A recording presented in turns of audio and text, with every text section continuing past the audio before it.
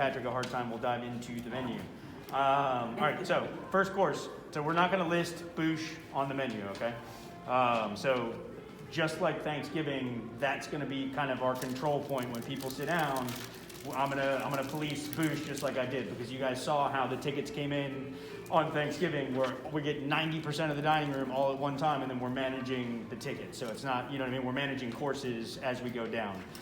So if we're getting busy or things are taking too long, I may ask you to hold boosh for 5 minutes, or, you know what I mean, just to kind of delay us for a couple minutes and buy us time for later courses.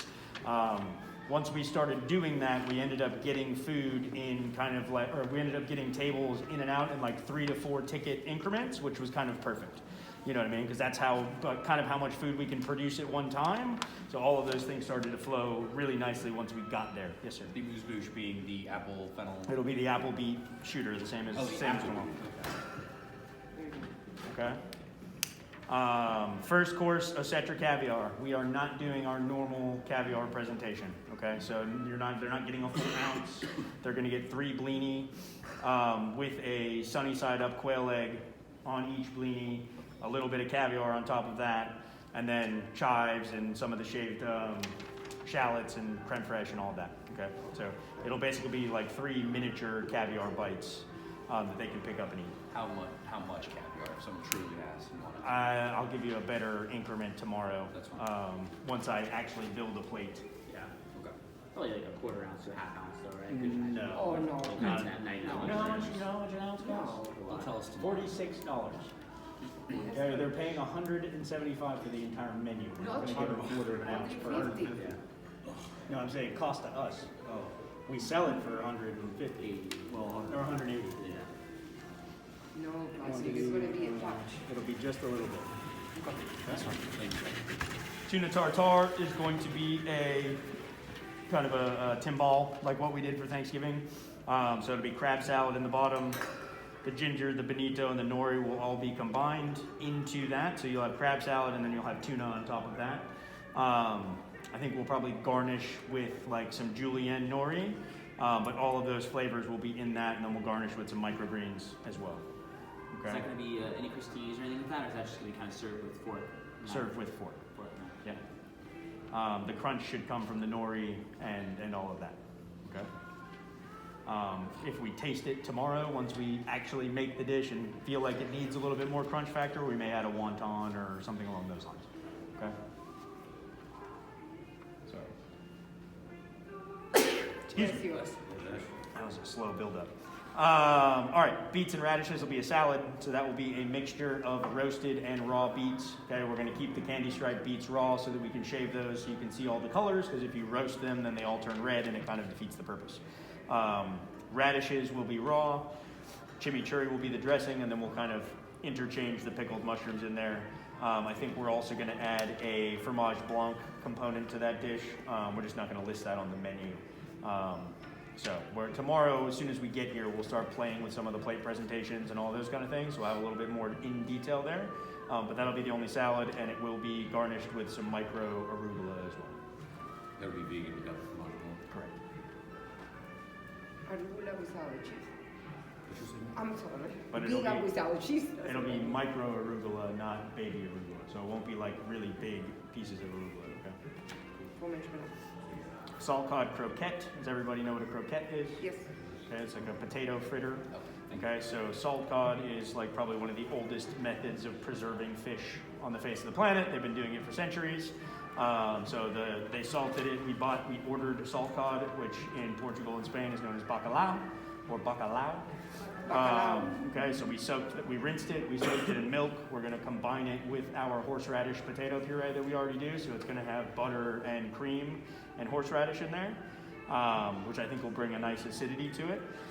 Then we're going to make croquettes. We'll probably do it'll be 1 per plate, but I haven't decided if it's going to be kind of frisbee shape or more like timbal shape. So we'll play with that. We'll see how they look. I don't want it to look like a patty, you know what I mean? So we'll see how the nicest way we can make it look. So the cod is literally mixed in there with In all with those the other potato. ingredients. Yes, sir. Now, is it dry to the point of salted? Like, it's like almost like Yes. so it's completely dry, and then the milk rehydrates it, and then No, you the shred milk pulls out extra salinity. slowly. Okay, And then and it's getting mixed with the potato, which will have a ton of butter and cream and all of that fun stuff in there. And then we're gonna add some egg yolks to it, and then we'll double bread those and fry them. Okay, but it's a salt potato, or a salted cod potato fritter is essentially what it is. We will garnish with white truffle oil, and then I haven't decided what microgreen we're gonna use then. Where is it being sourced from, Chef? The cod? Yes. Spain. Thank you.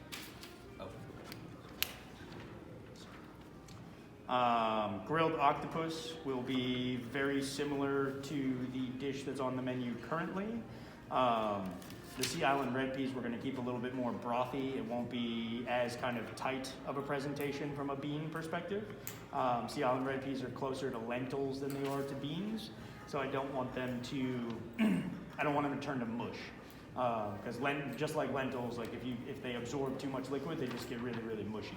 Sea Island being your own home turf? The Sea Islands are known as the barrier islands from North Carolina all the way down to the coast of Florida. Oh. So those are, in historic times, those were called the Sea Islands, and a lot of field peas grew down in that area. So you can call like any of those islands Sea Island? That's what they used to be known as. They were the Sea Islands because they were out in the ocean off of the coast. Okay, and there's probably 25 or 30 different small to large size. Like Hilton Head is also considered one of the Sea Islands before they were all settled and have their own names and all of that kind of stuff. Okay. So the saffron braised mussels, that mussel broth will be in there. We'll use the induja to cook the mussels. So like I said, it'll be very similar to the presentation currently, but it'll be a little bit more broth in the bottom of the dish. Spanish octopus.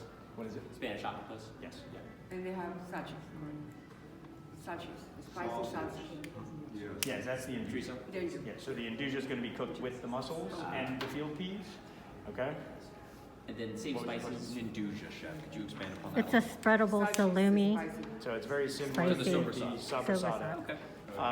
Induja is the Italian, so Induja started it, well, historically, who the hell knows who started, whether it was Spain or Italy, but it's their way to process the trim pieces from the charcuterie making industry. So they take copa, they take bacon, they take salami, they take all of those cooked things, and then they puree them essentially with smoked paprika and Fresno chili and some oil, and they make a spreadable cooked charcuterie, essentially. Thank you, Chef. It's delicious on bread. We are going to add, probably it'll be either baguette or one of the other breads that Jean-Baptiste makes downstairs. But it'll probably be some sort of like a rectangle, and we'll grill that like super fresh with just a little bit of olive oil, and that'll go on the plate as well to soak all that up. Sounds awesome. Sir? The mussels, are they gonna be in the shell? or- Yeah, they'll be in the shell. In the shell. Yeah, but it'll probably be like 3 or 4. Right. So And the same spice blend on the octopus that's normally on the octopus, I assume. there is no spice blend on Chipotle. it. That's a garnish. When we sous vide the octopus, isn't there some spices that go on it We don't before? sous vide the octopus. The octopus dish on the menu currently, you don't sous vide? No, we never have. We No, it's Poach, then grill. That was sous vide. a little bit cook and then grill. Poach it. Yes. poach it. Okay. That's why it's so tender. We poach it for about 4 hours until it's tender. Ah. But And then we have never grill. sous vide it. Kyle poached it all last night. So, okay. Any other questions on the octopus dish? Okay. Japanese eggplant. That will be very similar to the dish that we have on the menu currently. Pearl onions will be pickled. Blood oranges will be segmented, and then we'll have like a white quinoa pilaf underneath that dish. Okay, so that'll have herbs and lemon oil and just complementary flavors for what's going on with the eggplant currently. Okay. Ora King salmon. That's going to be very similar to the presentation that we have on the Bronzino right now. So the fennel will be the same fennel that we're using. The saffron will have all of those same flavors, and then we're going to add the Castelvetrano olives. Okay. So I would expect that dish to look very, very similar to what we're doing with the Bronzino right now. What temperature will the salmon be? Medium, unless somebody prefers it cooked through. And it's going to be like we're cooking like the fillet essentially that you have cut in half on either side. Correct, Chef? I don't know yet. Okay. I'll work on that tomorrow as well. But you know what I mean? Flavor-wise, the dish will be very, very similar to what we're doing now. It'll just be with salmon instead of the Bronzino. Bronzino, okay, this is where you kind of have your stewed bean aspect, very similar to what we're doing with the octopus. So that'll be caper and white bean and lemon and, you know what I mean, and then the Swiss chard will be underneath, and then the Bronzino will be a larger portion kind of served on top. The garlic streusel will be the garnish. Okay. That one's pretty straightforward. And then, what does your menu have on it for the vegan? Tofu. Okay, it's not tofu. It's going to be the same Brussels sprout dish that we have right now. Awesome. Okay. Chef, I noticed there's no red meat entree. Is that Yes, there is. Let me get there. Oh. He has Yeah, yeah. Okay. Oh. I added it last week. Lindsay had not printed the menus, but it has been on the website for about a week because when I was doing all the ordering, I was like, hold on, there's no beef option. We're going to get murdered if we don't have some sort of a steak on the menu. So it is the 7 Hills filet. Okay, it is an 8-ounce filet, black truffle potato puree, roasted Brussels sprouts, and the tallow au poire. Black truffle potato puree. Yes. Is that black truffle oil? Do you actually shave some? No, we use truffle peelings and black truffle oil in the puree. Okay. Will we be receiving any white truffle this year? Hopefully for New Year's Eve. We haven't been selling a lot of the black truffle supplements, and that was $600 a pound, and the white truffle is about for a pound of white truffle it's like $2,000. So if I order that, we have to sell it. You know what I mean? If not, we're just throwing $2,000 in the trash can. So you have black truffles for tonight? No, out of We've had curiosity? black truffles for a week, and we've sold 2 supplements. Okay. It's not a hey Patrick, let's find a way for you to pat yourself on the back competition. Okay. I've been gone for a couple days. It's What else? Any other questions about any of the dishes? Yeah. These, just in case guests ask, I won't be advertising this. The serving size on the Orca King, the Bronzino, that evening. Probably between 4 and 5 ounces, because it is a 4-course menu, so there won't be. The beef is going to be larger, because I don't want to cut off a piece and throw it away. But I unfortunately couldn't get 6-ounce 7 Hills fillets.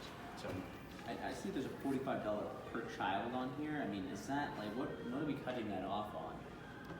What age you're asking? Yeah, because I mean, 45 per child, they get caviar. typically it's 10 and under or 12 and under, I believe. Yeah. Whatever is posted on our website, but it's somewhere around 10 to 12 10. is the cutoff. Just like they can get caviar. I don't know how many little kids you hang out with, but I can tell you the majority of them are not going to eat caviar, and they will probably get chicken tenders and French fries for $45, Yeah, nice.